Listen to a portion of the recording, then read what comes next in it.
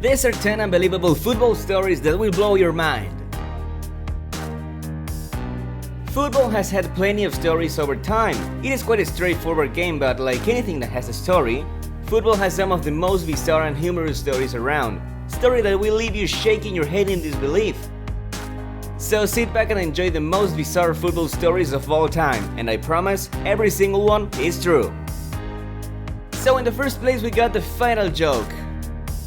We all like occasional jokes or pranks in our lives. In fact, I've seen and done my fair share of pranks with my friends when we were younger, and even later when we were old enough to know better.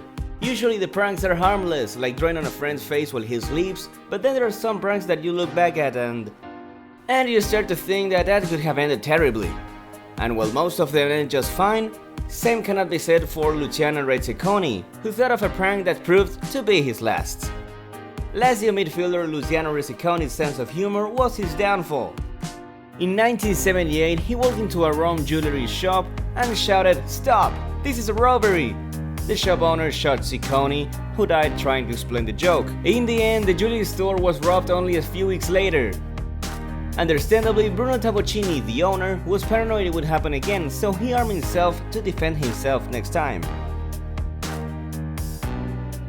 Another light-hearted tale related around the theme of team names. Now there are a wide variety of players who have names which are hard to pronounce. But how about 20 players who all had the same name? This is precisely what happened when a game took place which featured people who went by the name of Bungai. Yes, a match was played out where everyone was called Bungai, and it actually took place in Bungai, Suffolk. With less than 500 people called Bungai in the UK, this eccentric tale was a real sight. In the third place we got the 10-minute manager.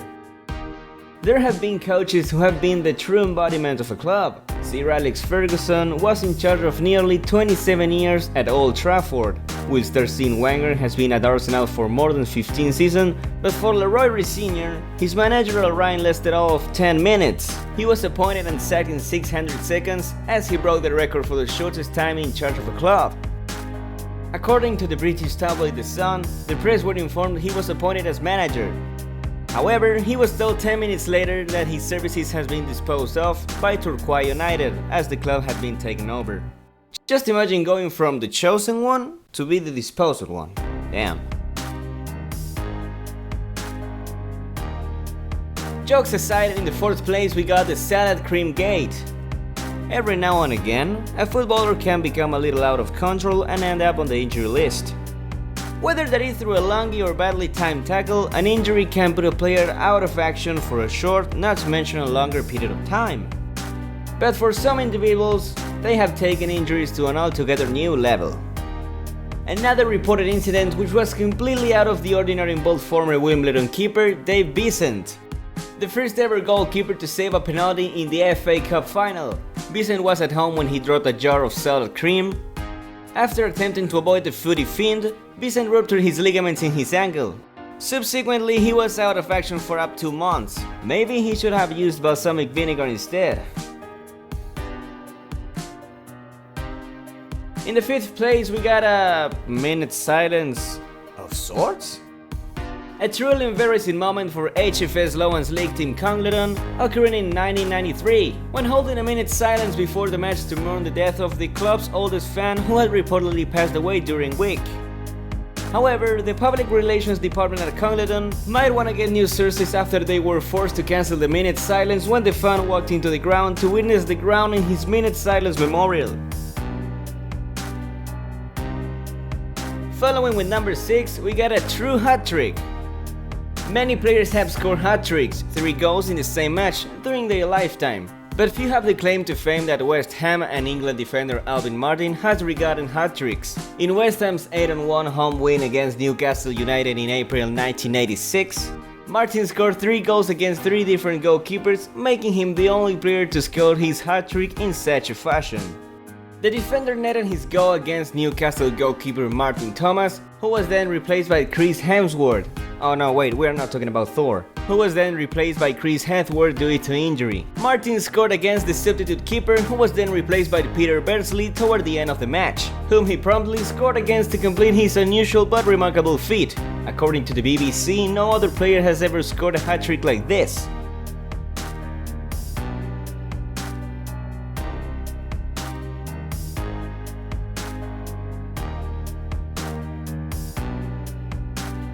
In number 7 we got sold for sausages.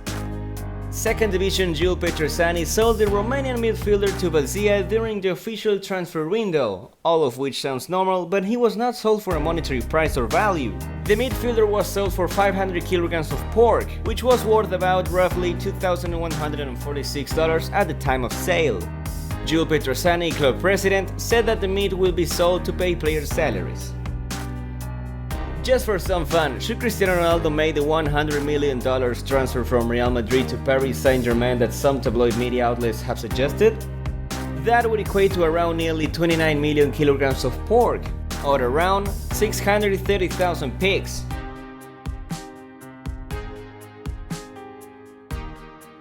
In the 8th place we got players paying in public. You heard that right. Nightclubs strangely seem to bring on the urge for players to pee in public, and often they don't care about who might be watching. Chelsea's John Terry and West Ham's Hayden Fox were two such footballers who hit the headlines. The 2005 public peeing exploits of Terry, who was to become England captain, were filmed and went viral on the internet. He was seen urinating into a mega pint of glass at the nightclub bar. I hope you got that hint. Fox is similarly remembered for an infamous incident at the Hammers in 2001 Christmas party, when he was seen urinating on the dance floor of London's Sugar Reef Club. Going to the 9th place, we got a dog saving the day for United. A dog called Brain is probably the only animal ever created with saving a team from relegation. Torquay United were playing on the last day of the season in 1987 and facing the dropout of the English League altogether. With Torquay trailing at 2-1 to Crewe Alexandra, in the final few minutes, police dog Bryn, who was patrolling the touchline with his handler, beat Torquay's Jim McNichol's thigh. It took 4 minutes to treat the wound, and in the 4th minute of injury time, Torquay striker Paul Dobson grabbed a dramatic equalizer, which saved his team. After his death, Bryn was stuffed and put on display in the Torquay boardroom. Rest in peace, buddy. And last but not least, in the 10th place we got Pelé depending on a lucky shirt?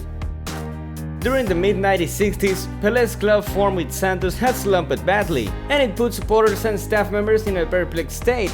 Pelé was so worried about a dip in form that he asked a friend to track down a fan whom he had given a lucky shirt. The shirt was returned along with the striker's form, but it was later revealed that the striker had been futile and Pelé had been given another shirt he had previously worn. Something stinks here. Anyways, which one of these incredible stories impressed you the most? We would like to read your comment. For more videos like this, subscribe to our channel and hit the like button, turn on the notification bell so you don't miss a thing. Thank you for watching and see you in the next video.